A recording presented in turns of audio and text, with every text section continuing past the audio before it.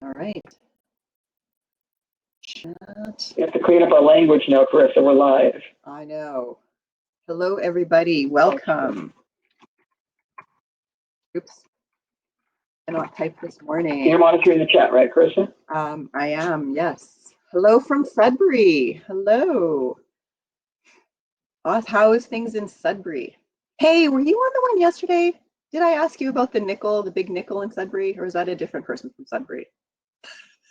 Or Tuesday? I don't remember. Oh, Florin, hello. Good to see you. You're surprised. I know, I'm sorry. I'm ruining it for everybody. Like, where's Heather? Heather is on holiday, lucky girl. Somewhere with no internet. Very smart. Yeah, it's okay. It's all a blur. Jean-Paul, hello. All the time I am a surprise. Yes, you are. I love it. You're like a great surprise. It's awesome.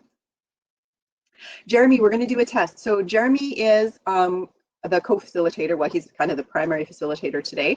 So we're just going to do a sound check. So he is talking to me. Hello, Melissa, via my phone through a speaker. So I'm going to get him to do a check. And if you guys can give me a thumbs up that the sound is okay or muffled, there's not a ton that we can do, but we can maybe try to tweak things a little bit. Hello, Karenza. All right, Jeremy, go take it away. Testing the sound. Can everybody see that recent file photo image posted to your screen right now? I'm the guy in the blue shirt. Can you all hear me? I got one thumbs up from Diane. If anybody wants to let us know if they cannot hear Jeremy clearly, that would be great. Oh, Karenza says thumbs up. Awesome, thank you. Rhonda can hear fine. Okay, perfect, excellent. Hear but not clear. Oh, okay. Jeremy, I don't know. I've got you on the speaker. I've got the speaker positioned where I think that the microphone is, I think, on my computer. So I could. Is it better now? I tipped the speaker over. Testing. Testing, testing, testing. Okay, last time the mic was screechy, this time the mic is bassy. For Jeremy, okay. Fit to move, rest is best. Work hard, rest, repeat. How's that? Is that kind of okay-ish? Much better? Okay, okay, all right. Oh, another message. Oh, my 3 messages. It's good, clearish, okay. Well, I think this is the best that we can do, working with the materials. I can understand him. All right, well, that's the most important thing, right? Okay. So I guess it's 10:32. I don't know how, I got 14 people, 17 registered. I think that's pretty good. Is everybody okay with me not activating their microphone, or would you prefer that I activate your microphone? Because I did that last time and then nobody spoke anyway. Hello, Moose Jaw. No mic, LOL. Oh, right, deactivate mic, okay. So you guys are all okay? 12:32. I know, I mean, no mic, okay. All right, you're good. I know you're ahead of the game, Florin. We're slow out here in the west. Okay, all right, nobody wants to talk.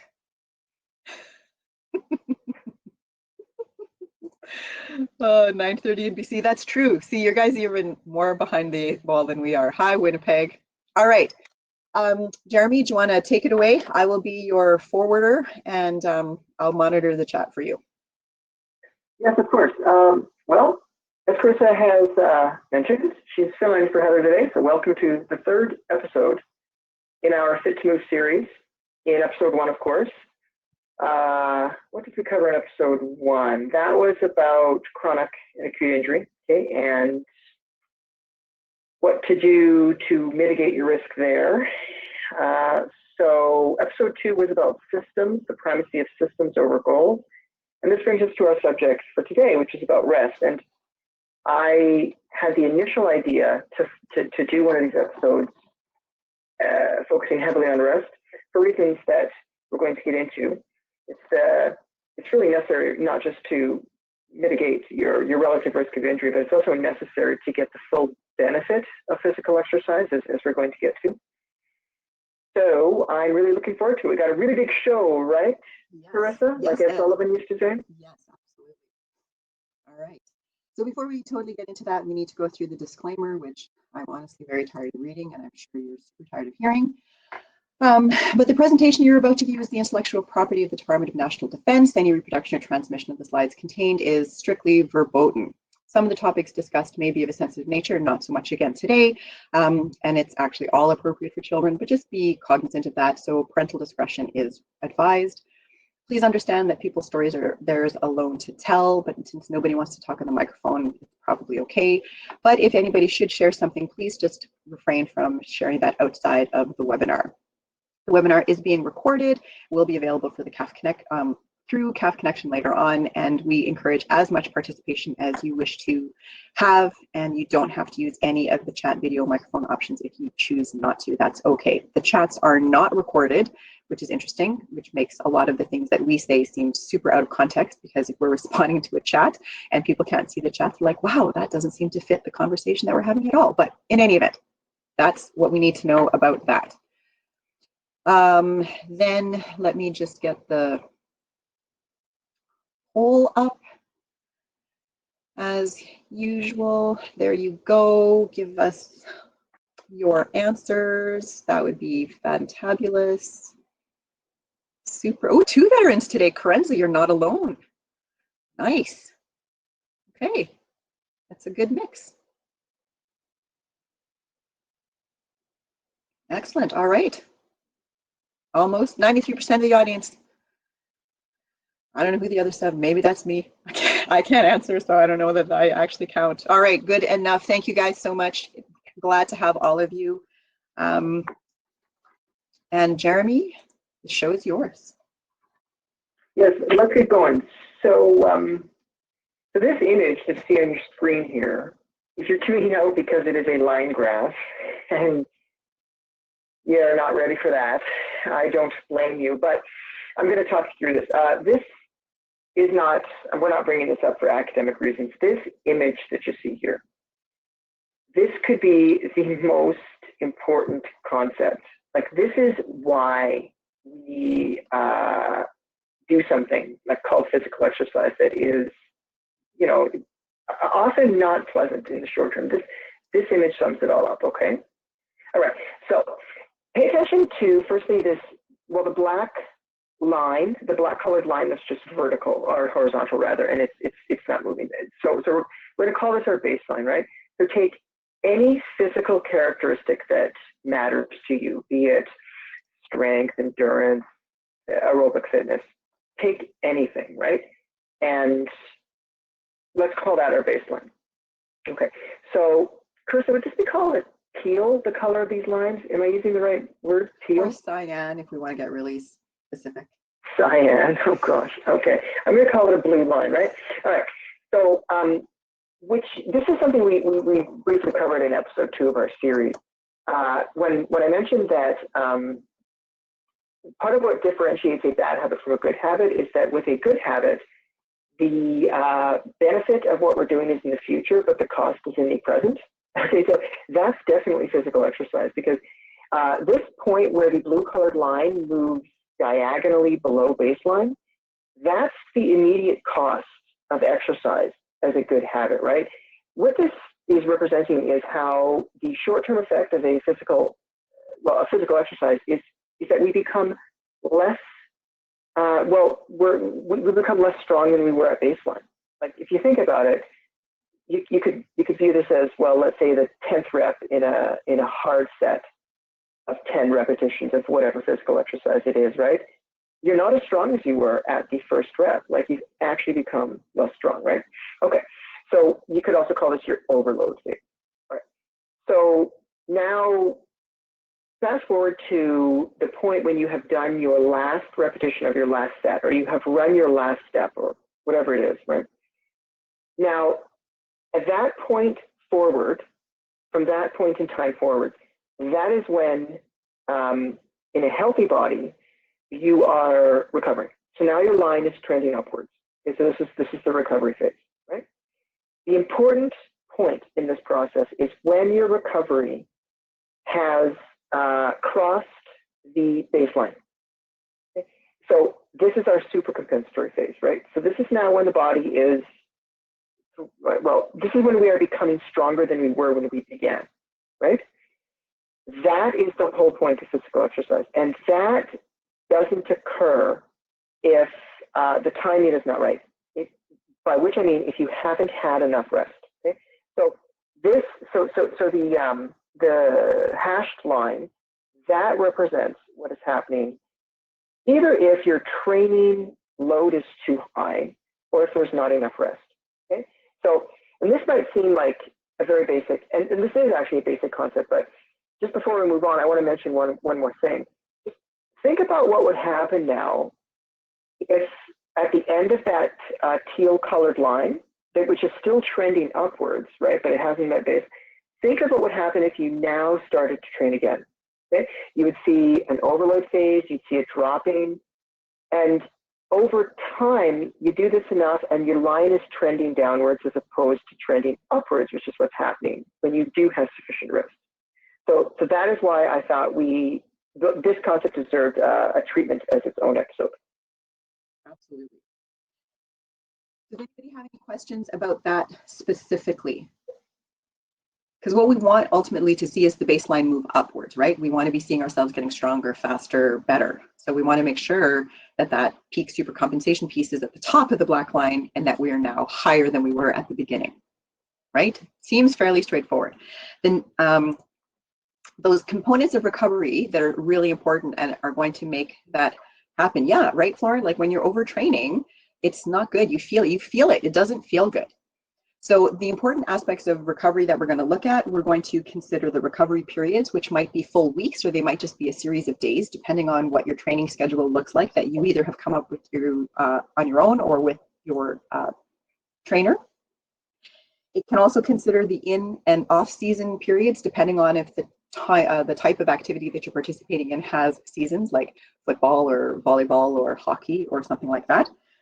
But it's probably even more important in people whose seasons are not whose activities are not in season, off season, but that are constantly 365 days a year doing something. So that recovery periods and those periods of not detraining, but of not doing too much are really more important. So we're also going to look at recovery days and what that means in terms of after a super hard workout where you've probably overdone it, or just in terms of I have worked for my 6 days and now I have my 7th day of rest. And on that day, we're going to look at the difference between passive rest and active rest, because there's a difference and maybe why you would consider one over the other. Jeremy's going to talk about high and low impact days and making sure that you're alternating that so that you're not fully overloading your body, especially your joints, on a really regular basis, because that beating that you give is, we're going to give some training examples for sure. We're going to talk about cross training and the benefit of that, and then a little bit touching on stretching, myofascial release and mobility, and then 2 pieces of recovery that a lot of people may forget about when they're thinking in terms of recovery, and that is sleep and nutrition. I'm not going to go very deep into nutrition because those have been covered in other webinars. And if you're interested in sports nutrition, you can certainly go into the CAF Connection and look for ones that have been done on that topic.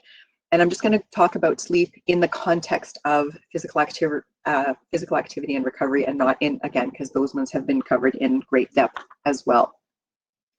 So this video actually shows you all of the stuff that Jeremy has alluded to in that first slide and touches upon some of the things that we're going to talk about in more detail. So it's just a great little introduction. So I'm going to get that up for you. And I made myself smaller because I just felt... We have over 600 of them. I'm going to restart because I was yapping. So then you have a better view of the screen. Muscles. We have over 600 of them. They make up between 1/3 and 1/2 of our body weight. And along with connective tissue, they bind us together, hold us up, and help us move. And whether or not bodybuilding is your hobby, muscles need your constant attention, because the way you treat them on a daily basis determines whether they will wither or grow. Say you're standing in front of a door, ready to pull it open. Your brain and muscles are perfectly poised to help you achieve this goal. First, your brain sends a signal to motor neurons inside your arm. When they receive this message, they fire, causing muscles to contract and relax, which pull on the bones in your arm and generate the needed movement. The bigger the challenge becomes, the bigger the brain's signal grows, and the more motor units it rallies to help you achieve your task. But what if the door is made of solid iron? At this point, your arm muscles alone won't be able to generate enough tension to pull it open, so your brain appeals to other muscles for help. You plant your feet, tighten your belly, and tense your back, generating enough force to yank it open. Your nervous system has just leveraged the resources you already have, other muscles, to meet the demand. While all this is happening, your muscle fibers undergo another kind of cellular change. As you expose them to stress, they experience microscopic damage, which in this context is a good thing. In response, the injured cells release inflammatory molecules called cytokines that activate the immune system to repair the injury. This is when the muscle-building magic happens. The greater the damage to the muscle tissue, the more your body will need to repair itself. The resulting cycle of damage and repair eventually makes muscles bigger and stronger as they adapt to progressively greater demands. Since our bodies have already adapted to most everyday activities, those generally don't produce enough stress to stimulate new muscle growth. So to build new muscle, a process called hypertrophy, our cells need to be exposed to higher workloads than they are used to. In fact, if you don't continuously expose your muscles to some resistance, they will shrink, a process known as muscular atrophy. In contrast, exposing the muscle to a high degree of tension, especially while the muscle is lengthening, also called an eccentric contraction, generates effective conditions for new growth. However, muscles rely on more than just activity to grow. Without proper nutrition, hormones, and rest, your body would never be able to repair damaged muscle fibers. Protein in our diet preserves muscle mass by providing the building blocks for new tissue in the form of amino acids.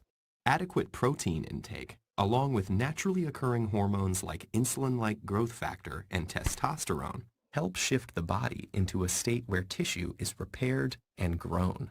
This vital repair process mainly occurs when we're resting, especially at night while sleeping. Gender and age affect this repair mechanism, which is why young men with more testosterone have a leg up in the muscle building game. Genetic factors also play a role in one's ability to grow muscle.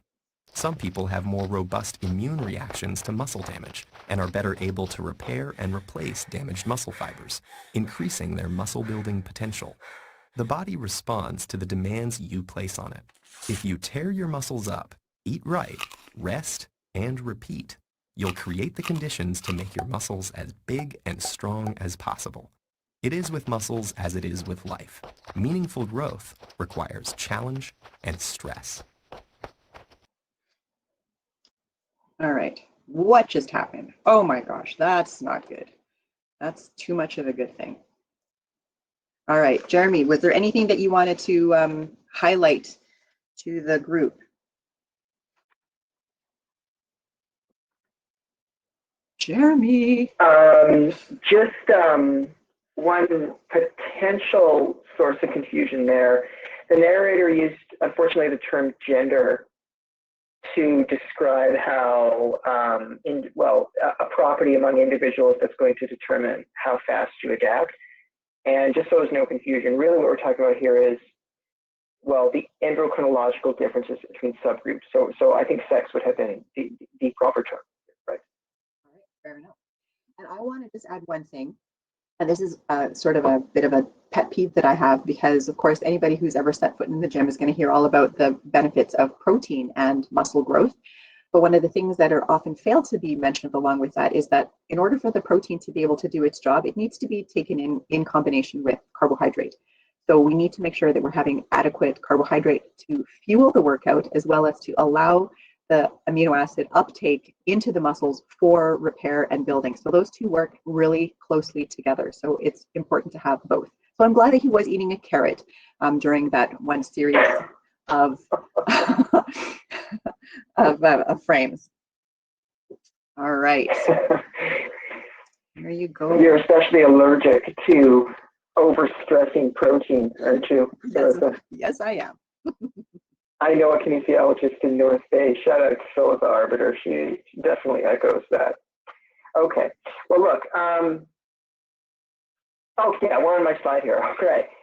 So at the risk of being repetitive, then, just to make it crystal clear, the fundamental point we're trying to make here is that it's possible to view the purpose of physical exercise as being to induce, to induce the body to adapt to a given stress, right? We want to weaken the body in the short term so that we can take advantage of this natural property it has, this tendency it has to not only to recuperate from stress, but to supercompensate, okay? And so that is a way of saying that rest is the necessary factor in increasing human performance. It's not sufficient.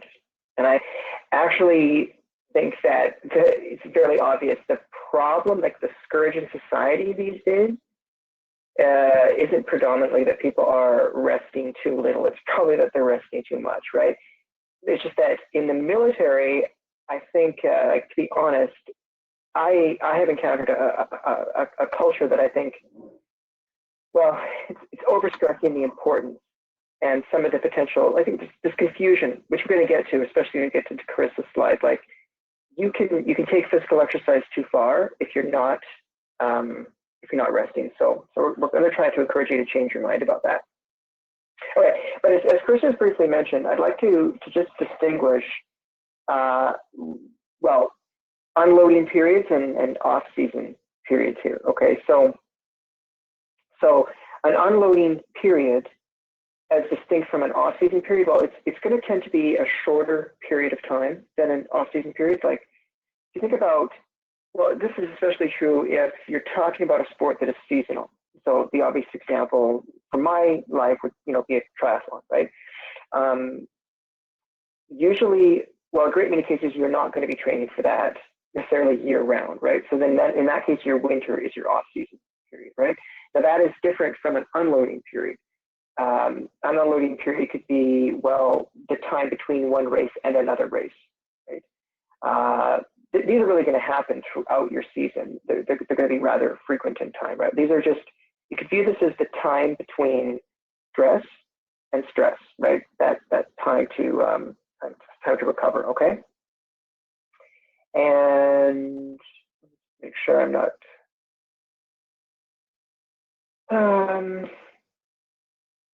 yeah, Chris, am I missing anything there? I don't think so. I don't think so. Does anybody have any questions about that? Does that make sense? So I slept 4 hours between 4 a.m. Monday to Friday, 7 p.m. Wait, what now? Like for an entire week, you only had 4 hours of sleep? In the army, yeah. Oh, that army.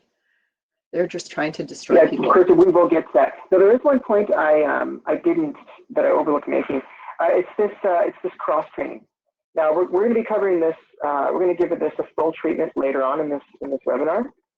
But okay, so it's possible to, like, just because you're resting a given area or a given physical property doesn't mean that you cannot train another one, right? So let's take the example, like the obvious example is having like an upper body strength day, coupled the next day with a lower body strength day, right? And so that is one approach to doing this, and that's certainly better than the opposite approach, which we could just, become progressively overtrained over time, right? But yeah, we're going to be getting to that more in detail in future slides. All right, next slide. So when we're talking about active recovery versus a rest day, the components that we're going to be looking at are going to be somewhat predicated upon the soreness perhaps that you're feeling and also the goals that you're having on those kinds of days. So if you're feeling sore, you might not feel like moving. And for a lot of people, that notion of like, and everybody I'm sure can relate to, they went for the first run of the season, or they thought that they could pick up where they left off with their weight training. And the next day they could barely move their arms or walk up and down the stairs, right? So we've all experienced that kind of degree of muscle soreness, which would lend itself to not wanting to do much. But even there, you probably have felt the difference between once you've kind of gotten a little bit of momentum going and you're starting to move, and that soreness is still there, but it's not as acute feeling in the moment once you've gotten a little bit of blood flowing and your muscles are warmed up and those kinds of things. So we're not advocating that you're doing anything that is going to over or continue to stress or tax the muscles at that point. You just want to keep moving, because lubrication and movement and circulation is what's going to allow that some of that recovery to happen. But when we're looking at that type of soreness, we want to break that down into maybe two different kinds. The one that we're going for and the one that people, when you're sore, that's when you can build some muscle. Just got to warm up a lot. Well, that's not entirely true, because that goes back to what Jeremy was saying in that very first slide. If you're still sore, that means that you've not actually gone back to your original baseline. You're still below baseline. So what you want to do is work a different set of muscles that day to allow those sore muscles to fully recover back to baseline, or potentially their new baseline, because that was what you were trying to accomplish, right? And then build on top of that.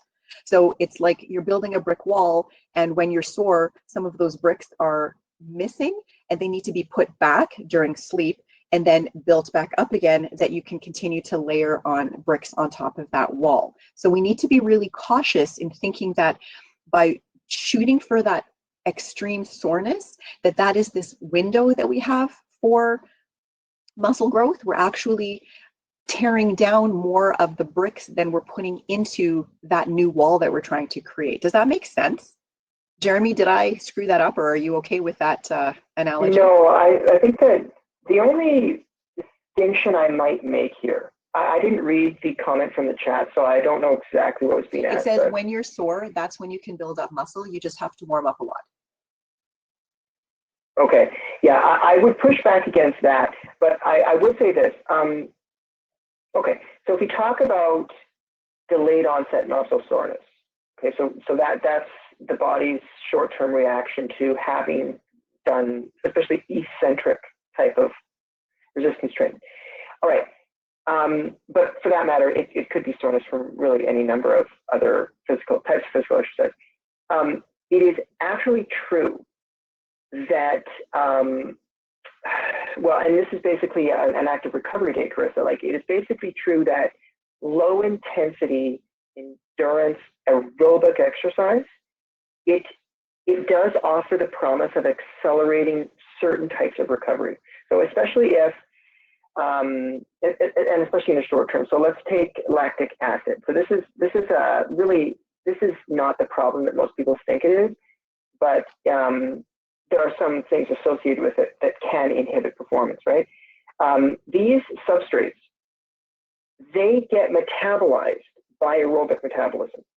So if there's an excess of these substances, and you would be better positioned in having them cleared out, so to speak, yes, I mean, a sufficiently low level or low intensity level of aerobic exercise, it can produce that benefit. But again, I would push back against extending that to believing that you can constantly be in a hypertrophy phase, even if between short bouts of stress. That is what Lieutenant Commander Data does. That's not what a human being does, right? Right. Oh, Star Trek references.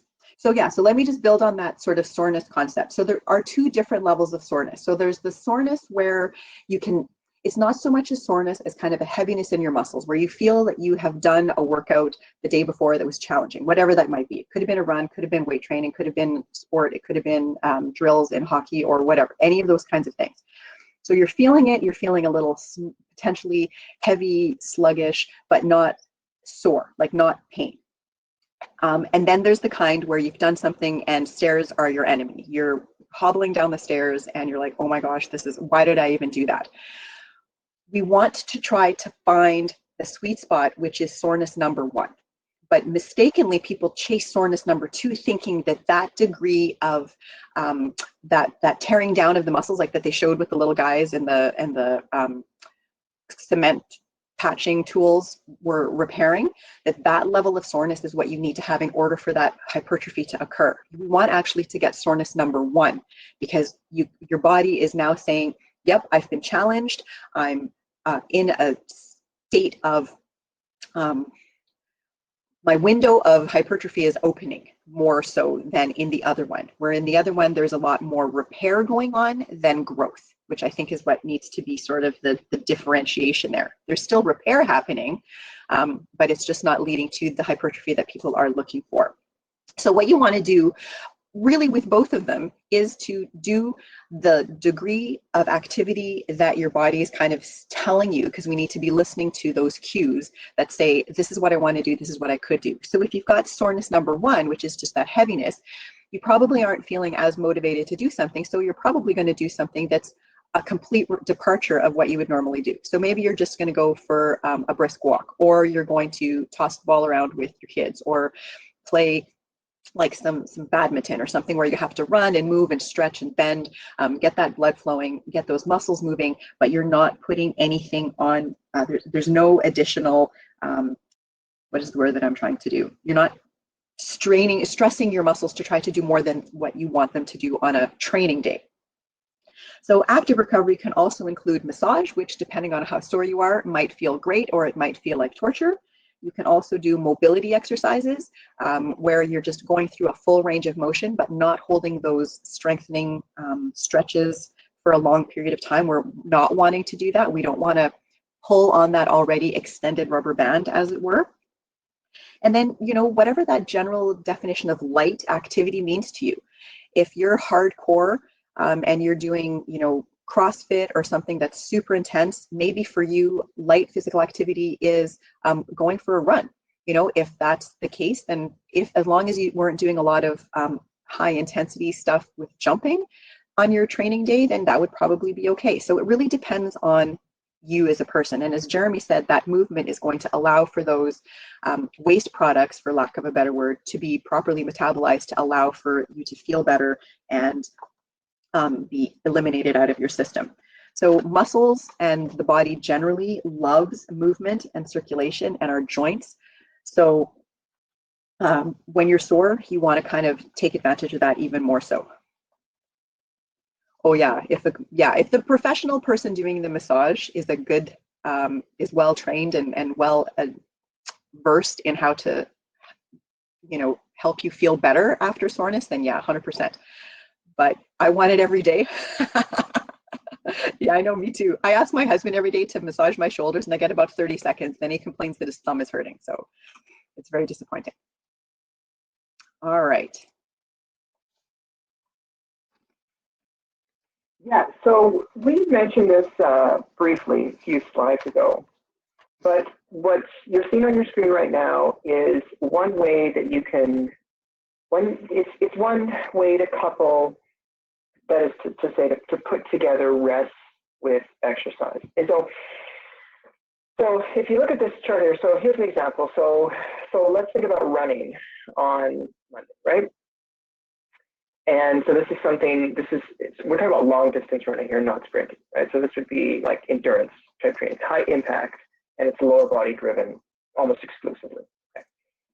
So as opposed to just resting on Tuesday, you could think about doing resistance training on Tuesday, especially if it's upper body type resistance training. Okay. So now we've had 2 high impact days, right? Monday especially high impact. Now on Wednesday, there's another way that you can still move. You might view this as an active recovery day. You can get rest without having to be sedentary, and that is swimming. Right? So completely non-impact, right? And I mean, you could split this hair and you could turn this into not what we're intending here. Like if you were to sprint type swim, like if you could do, I don't know, 25-meter repeats, especially if you're getting in the water and you're swimming at a low intensity. I would say like an even better example of an active recovery day would be aquatic exercise. And I definitely learned to use this in my former life as a triathlete, I learned the hard way that I couldn't just neglect proper active recovery. So I used aquatic exercise. Okay, so in this hypothetical example, after your Wednesday active recovery day, you could do Thursday, or you could do running on Thursday. You could switch back to high impact, right? And gear down to low impact, maybe high intensity aerobic exercise on Friday, and then run again on Saturday.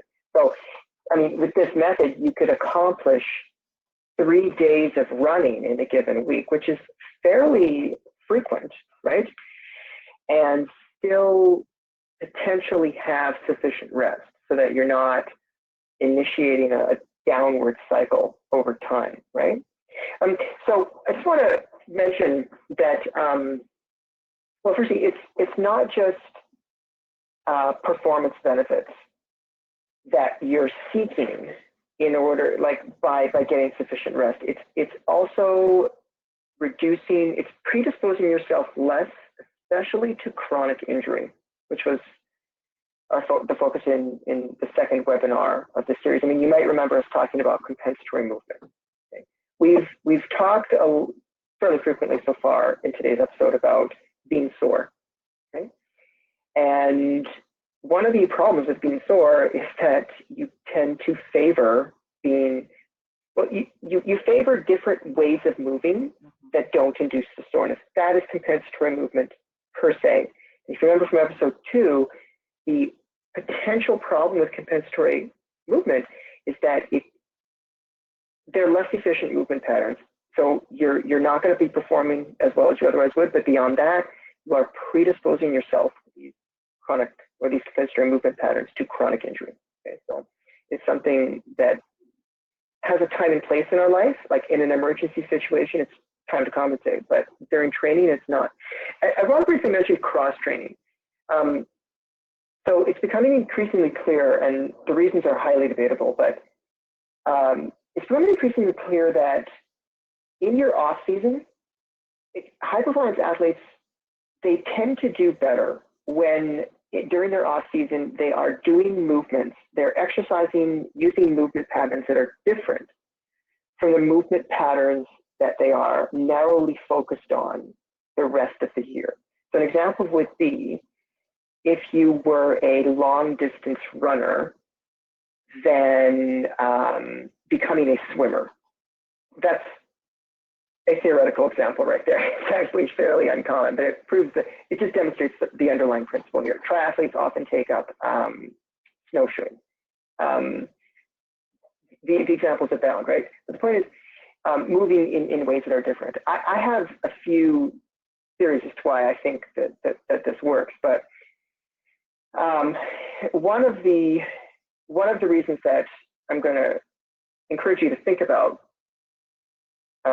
incorporating this into your own training patterns is that, well, it's this concept of a mental break, for lack of a better term, right? And all we're talking about here is just, I think of it as like learning to enjoy physical exercise for life, right? And so one of the ways that you can best position yourself to be active over the long course of your life is to not be too narrowly focused on a given type of physical exercise, but to broaden your horizons, or at least to try to broaden your horizons, right? And so that's a definite advantage of deliberately using cross training in your life. And I just think that if you live in a climate, which we do, in which there are distinct seasons, nature itself just presents a few obvious ways to routinely change the way that you're moving. Jeremy, there was one additional question that Florin had when you were going through the chart. And the chart is just an example for, like, this is not something to be written in stone. This is just an example that was given for how a person might all switch up their activities. But Florin's question was, for how long would those exercises be taking place? Like, are they 30 minutes or more, or how would a timing fit into that? Like if we were to go with the chart, I think. The important point when it comes to timing and intensity is this, time and intensity, they're not distinct from each other, right? Like you're not you're simply not able to hold that high intensity over long periods of time. So these two are not naturally decoupled, right? But the important point is that an active recovery day, so like let's say Wednesday in this example, right? If we're talking about, and I was specifically talking about long distance running on Monday, I was not talking about sprinting, right? And then Tuesday, we're going to be agnostic about whether it's strength or power, right? But the point is, it is resistance training. Right. Then your Wednesday swimming day should be low intensity, right? And as for time, well, to get aerobic benefits, typically 5 minutes is sort of a minimum, but this can go up to 10, 15. This is going to depend on how highly conditioned you are, right? But you're not going to get the benefit of Wednesday being a low impact and an active rest day unless it is low intensity. So again, if you're sprinting like at a 10 out of 10 subjective level of intensity, that's not going to be a recovery day. So I think perhaps like if we broke it down, so if you looked at Monday and you went for like a 5 or a 10K run, so however long that would take you to do. Then on Tuesday you did resistance training, whether it was for power or strength. I think those were the examples you gave, Jeremy. And you did a session where it was, you know, you were 45 minutes to an hour in the gym going through however many sets of the different exercises for that day. Then the swimming would be like just your basic lane swim. So, you know, you're going at or aquatic exercise part or exactly. So it's like 45 minutes, an hour or whatever, just kind of low, you know, you're just doing a nice back and forth across the pool or doing whatever the aquafit exercises are for the day. And then again, Thursday, maybe it's going to be a longer run. If you were training for something that's going to get gradually longer, like Mountain Man, for example, then maybe Thursday is a slightly longer run than your Monday run. So maybe that's going to be, you know, instead of the 5 to 10K, maybe it's going to be the 10 to 20K. And then cycling on Friday, again, it's going to be something that's not taxing your muscles. It's not necessarily going to be hills, but it could be another, I don't know, I'm not a cycling expert, Jeremy, you would be better positioned to say how long and what type of cycling Friday would look like if Thursday was a longer run day, right? So I think those are all things that you need to take into consideration, and it's something that you might want to sit down with your trainer with and say, okay, here's my goal. This is what I want to accomplish. These are the activities that I like doing. What would you recommend the schedule look like, and how long should I do each of these things, just so that you have a better idea. This is just a purely example-based kind of a thing. It's not a written in stone, everybody should switch over to this schedule like as of today. Does that make sense, Lauren? Was that okay? I got an okay, but yes, okay. All right, perfect.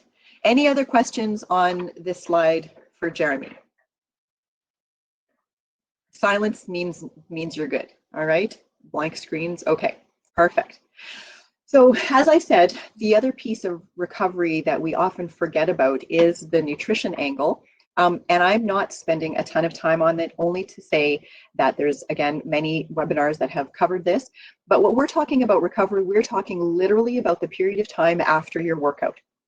So in that, and there, it used to be 15 minutes, 20 minutes, an hour that we were encouraging people to try to eat. We now know that that window of opportunity for nutritional recovery is much bigger than that.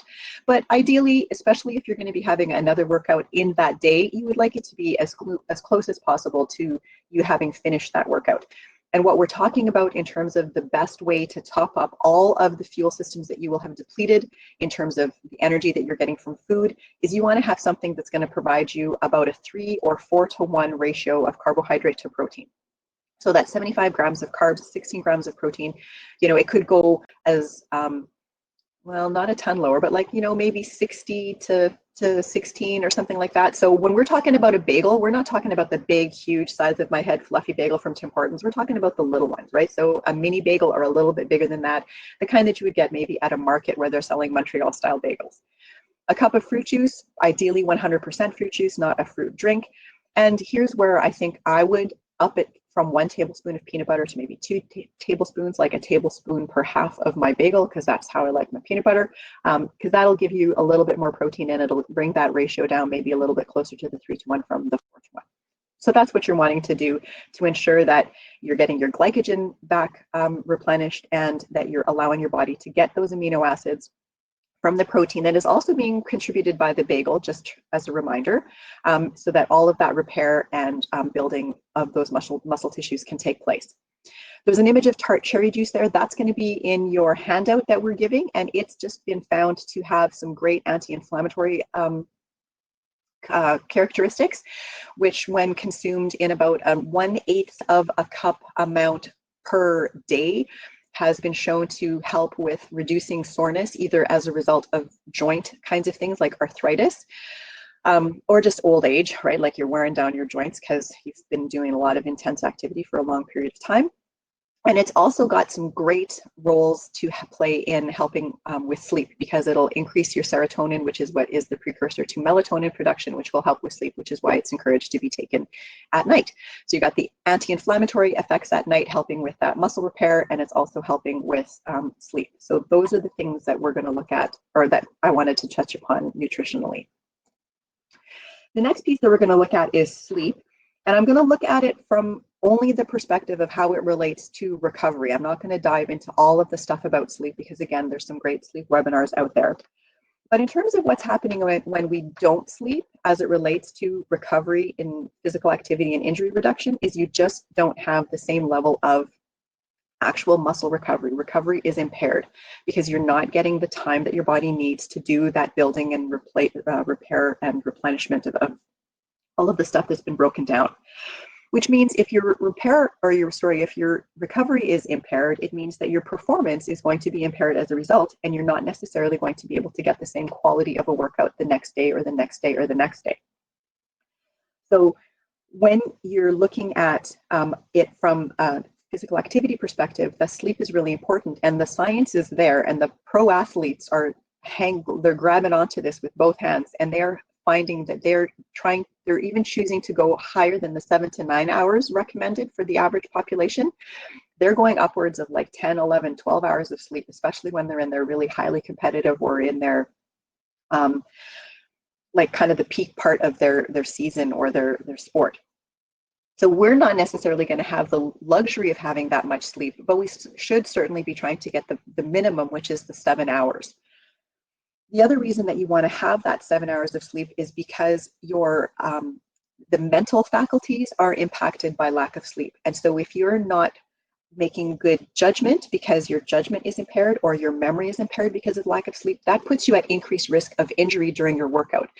Your judgment might be impaired so that you think, well, I'm feeling kind of sore, but I'm pretty sure I'm good. I don't know, normally I might not pick up this heavy weight, but I'm going to do it today because my judgment is impaired, and then something happens and you've overdone it and now your rotator cuff is blown. So we want those kinds of events not to happen because of that lack of sleep. So we really want to focus on ensuring that people get the quality and the quantity of the sleep that they need. The other reasons that sleep is so important from a physical performance perspective is that it helps us to stay healthy. It decreases our risk of heart disease because of its anti-inflammatory nature, or the things that are happening as we're sleeping. It decreases our risk of diabetes because it keeps our insulin production and blood glucose balance more in balance.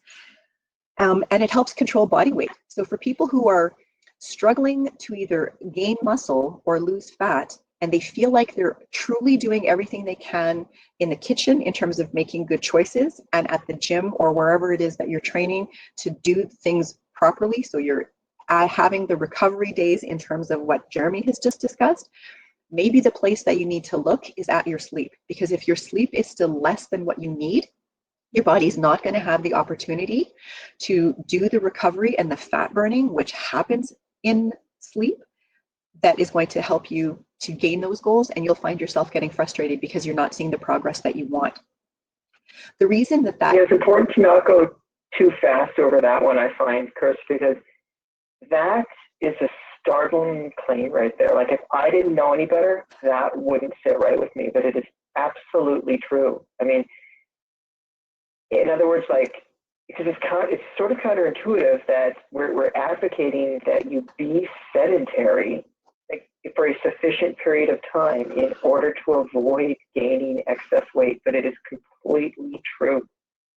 And there's no benefit. Like, there is no benefit or even potential benefit to becoming sleep deprived. Like, it's not a training strategy. It doesn't even hold that potential.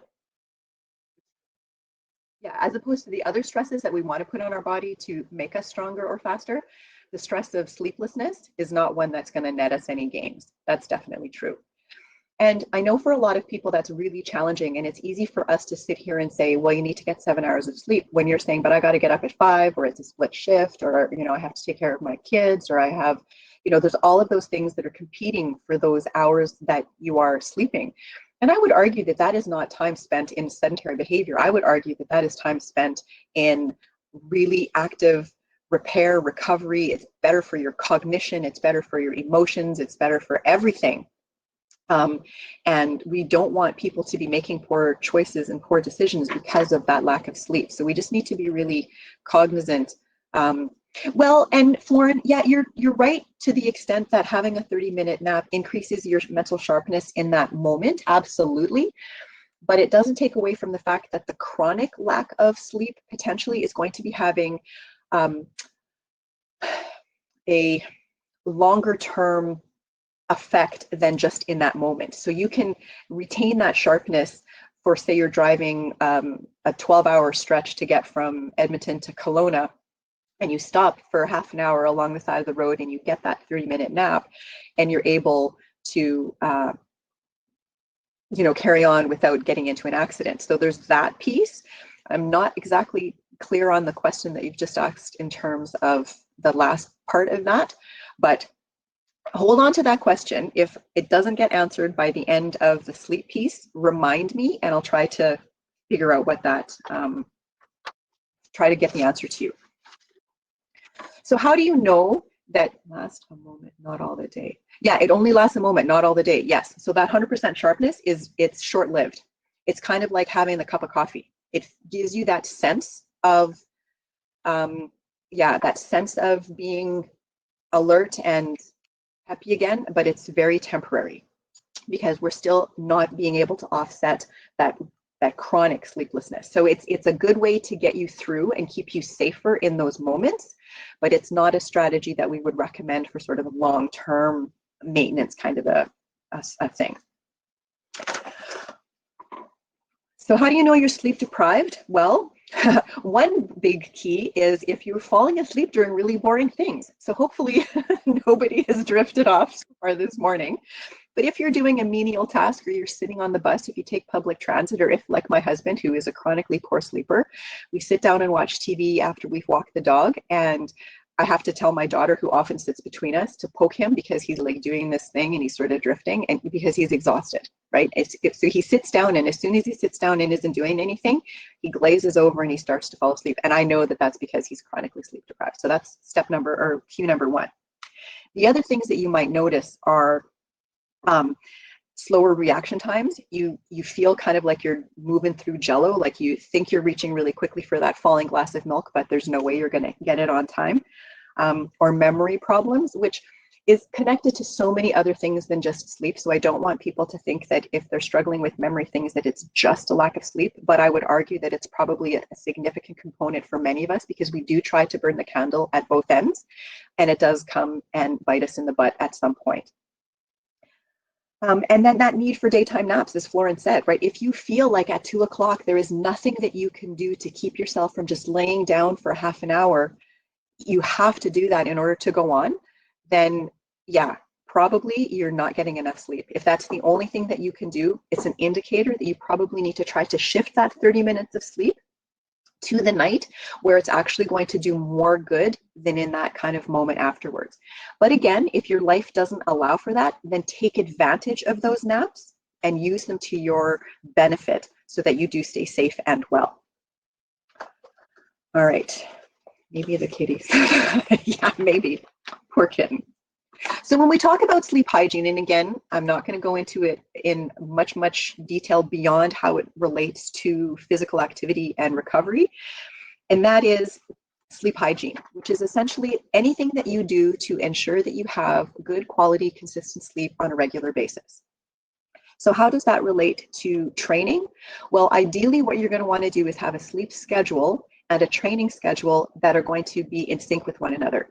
So you're going to want to try to work out anywhere from first thing in the morning to any time up until the 4-hour window before you go to bed. You don't want to try to squeeze in a workout at 8 o'clock if you're going to bed at 10, because that 8 o'clock workout is going to keep you from falling asleep. So you're going to want to, if your bedtime is 10, you're going to want to not work out any later or be done any later than 6 p.m. So you want to have that at least 3 to 4 hour window before you go to sleep, because anybody who's ever had a sucky 10 o'clock ice time knows what, 3 hours, sure, that's fine.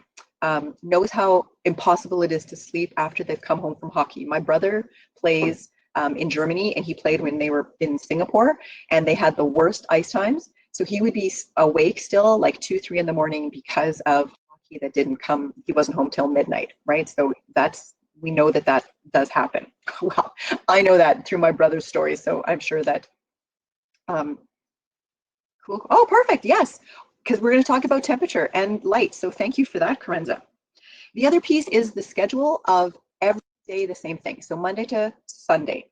So not keeping a really close schedule on during the week, and then the weekends party all night, sleep all day, or the other way around. We don't want that. We want very consistent bedtimes and wake up times 7 days a week so that your body can get into that natural rhythm. Ideally, you are waking up without an alarm clock. So if that means you need to start dialing your sleep back in increments of 10, 15 minutes every night to try to get to that point, or at least so that when the alarm goes off, you're not like weeping, that's what you need to do to try again to push yourself to as close to that 7-hour minimum as possible. Karenza has mentioned it. A couple of things to ensure that might happen are you want to have the temperature be about 18 degrees or so nice and cool. You want your blackout blinds in place in the summer so that it's nice and dark, so that there's no light peeking in, because all of that light is going to signal our bodies to be alert, as opposed to the darkness, which signals to our body to wind down and start making more melatonin, which we need to get to sleep. Make sure that if there's noise, you can either block it out, you can get a white noise machine, or run a fan, or use earplugs. 100% really effective. And then in terms of the light, the one thing that's really, really important to consider is what the sources of light are. So in Edmonton, where I am, in the winter, it seems like it's dark all the time, and in the summer, it's light all the time. So it's a real struggle to try to have a good amount of light kind of balanced during the day.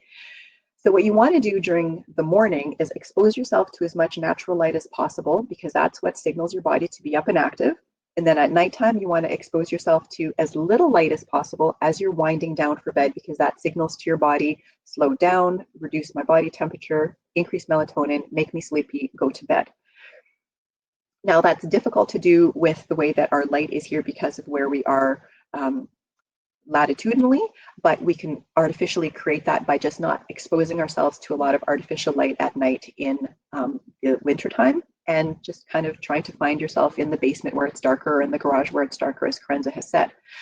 The artificial light that we need to be most concerned about, though, is the computer, phone, or any other screen that we might be exposing ourselves to.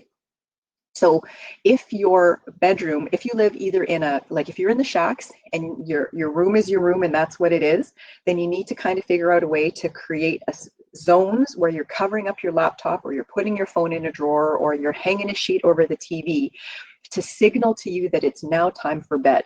Because your bed needs to be designated as a sleeping space. Your brain needs to know that when you go to sleep, put your head on the pillow and cover yourself up with your blankets, that it's sleeping time now. If you're sitting in your bed working on your laptop, or you're lying in bed watching TV, or you're in bed on your phone doing Candy Crush, your brain is saying, okay, well, I'm in bed, but I don't know what I need to do. So we really need to make that distinction so that it knows time to go to sleep when I go to bed. So all those screens need to be put away, ideally 1 to 2 hours before you go to bed.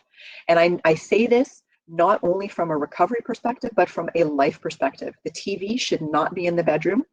It should be anywhere else in the house, but not in the bedroom, because the light that is emitted will disrupt your sleep, and it will disrupt the sleep of your partner if you have one, because of all of the light sensors that we have all over our body. So please, if the only thing that you do is get the TV out of your room, that would be the biggest thing that you can do to ensure proper sleep, so that when you go to work out in the morning, you are well rested and able to do those things without getting hurt. Exactly. The bed, sleep, sex. Yes. Bed equals sleep, sex, or if you're sick. 100%. Totally. Totally. That is the key of all of that. Any other sleep questions? Even pets? Yeah, for sure. My dog is small and she doesn't really disturb me, but there's people who say that you shouldn't sleep with your pets. There's actually people who say if your partner who snores or tosses or turns, it doesn't mean you love them less if you sleep in a separate room from them, right? Because it ensures that both of you are getting quality sleep, which means you probably like each other more and be more likely to be kinder to one another. And then you can find places to have your, your lovey times. So yeah, for sure. So here is the handout. If you would like to download it. So it's got the a couple of tart cherry recipes on the front, and then on the back is a recovery day stretching and mobility routine that you might be interested in trying that Heather found. So Jeremy, if you want to lead us through the takeaways. Of course I will. Yeah, so just to review some of the more salient points that we have covered here in today's webinar. It's that a sufficient amount, type of rest is necessary for human performance. It's, in that sense, it's an essential part of an active lifestyle. It is not a complete answer on its own. It is not going to make you perform better, but without it, you're not going to reach that potential. There's going to be some other downsides to it as well. So that's another way of saying that when you are resting, if you want to view that as a sedentary behavior, maybe in the short term, go ahead and view it that way. But the point is that even if you're not willing yourself to do something, don't be confused about the fact that the body internally is doing things. It's undergoing processes that are necessary to your baseline trending up over time, and absent the body being given sufficient time to carry out these processes, again, your baseline is trending down. Okay?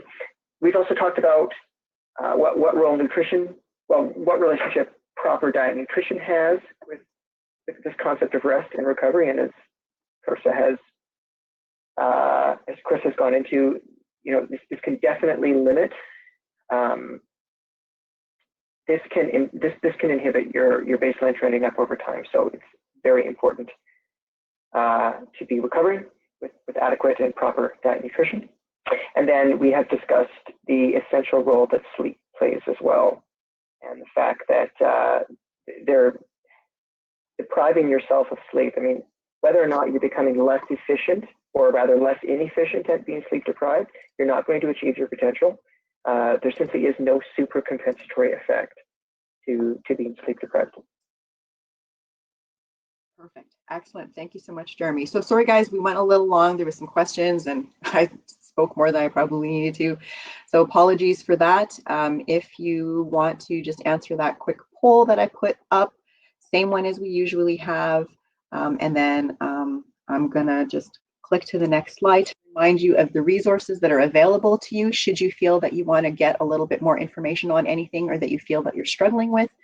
Please never hesitate to reach out, because getting help is never a sign of weakness. It is always a sign of strength. No pun intended, since we're talking about physical activity and getting stronger. So there was that poll. Sorry, I was ahead of the game. And then the last one, just in terms of our platform here, we know that it's all right. It's doing the job. As we get closer to getting back to work, I know that IT is lurking on working on finding something that is going to be a bit more compatible with both CFMWS and the D1. So hopefully we have something that we can roll out at some point. But in the meantime, I want to just say thank you so much, everybody, for participating. Just one word on the remaining 3 sessions that were supposed to take place. I don't know if that was mentioned to you last time, but there was some confusion as to what the intent was on how that was going to roll out. And so for various reasons, that has been short-circuited for the time being. But I know that Heather and Jeremy are putting their heads together to try to figure out those last 3 sessions. And as they get a better sense of what's going to be working for their schedules, look for those, and it will be advertised through all of the same channels. So keep your eyes peeled for what for those last 3. I wish you all the very best. Good luck with your training. Good luck with everything that you're working on, and take care, stay healthy. Jeremy, thank you so much for being an amazing co-facilitator with health promotion. We really appreciate that. My pleasure. I'm going to give you the last word. I get the last word? You get the last word. Geez, what am I allowed to do with this? How controversial can I get? Well, no, look, just please stay tuned. If you liked what we had to offer you in these last 3 episodes, then I hope you will stay tuned and consider joining us for what we hope is going to be a 3-episode follow-up soon in the future. So until then, I'm going to wish you all good health. For sure. Sounds great, everybody. Thank you so much. Bye.